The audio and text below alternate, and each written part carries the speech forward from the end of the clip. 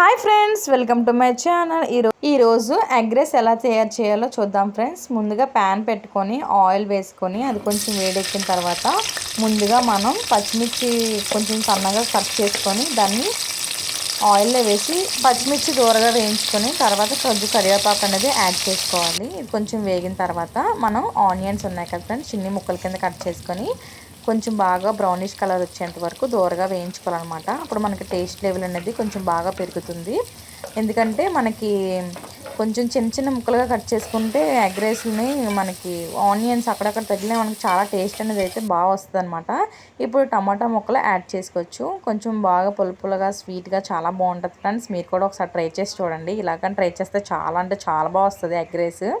మన పిల్లలు కూడా ఇష్టంగా తింటారనమాట. ఎవరైనా సరే, పిల్లలు పెద్దవాళ్ళు ఎవరైనా సరే. నెక్స్ట్ సాల్ట్ అనేది కొంచెం అలా యాడ్ చేసుకొని చూడండి. అప్పుడు టమాటా ముక్కలు అనేవి మనకి కొంచెం పేస్టీగా బాగా అవుతాయి అన్నమాట. కొంచెం దూరగా వేయించుకోవాలి. ఇప్పుడు బాగా వేగిన తర్వాత చూస్తారు కదా, ఇప్పుడు ఎగ్స్ అనేవి మనం అందులో వేసుకోవాలన్నమాట. ఒక్క నిమిషం ఎగ్స్ చితగొడిసిన తర్వాత 5 ఎగ్స్ వేసుకున్నాను నేనైతే. కొంచెం దూరగా వేయించుకోవాలి. బాగా వేయించుకుంటే మనకి ఎగ్స్ అనేవి కొంచెం చూసారా బాగా పెద్ద పెద్ద ముక్కలుగా కూడా వస్తుంది అనమాట. ఇలా చూసారా ఉక్కిరిలో ఎంత బాగా వచ్చిందో. ఇప్పుడు మనని కొంచెం దూరగా వేయించిన తర్వాత బ్రౌనిష్ కలర్లో వచ్చింది కదా. ఇప్పుడు మనం రైస్ అనేది ఉడకబెట్టుకున్న రైస్ ఉంటుంది కదా, ఆ రైస్ అనేది అందులో యాడ్ చేసుకొని నీట్గా కలుపుకుంటే చాలా అంటే చాలా టేస్టీగా ఉంటుందండి. మనము చిల్లీ సాస్ లేదంటే టమాటా సాస్ ఏదైనా సరే మన దగ్గర ఉంటే వేసుకోవచ్చు, లేకపోతే అయినా బాగానే ఉంటుంది. ఇలా ట్రై చేసి చూడండి, తప్పకుండా చాలా అంటే చాలా బాగుంటుంది.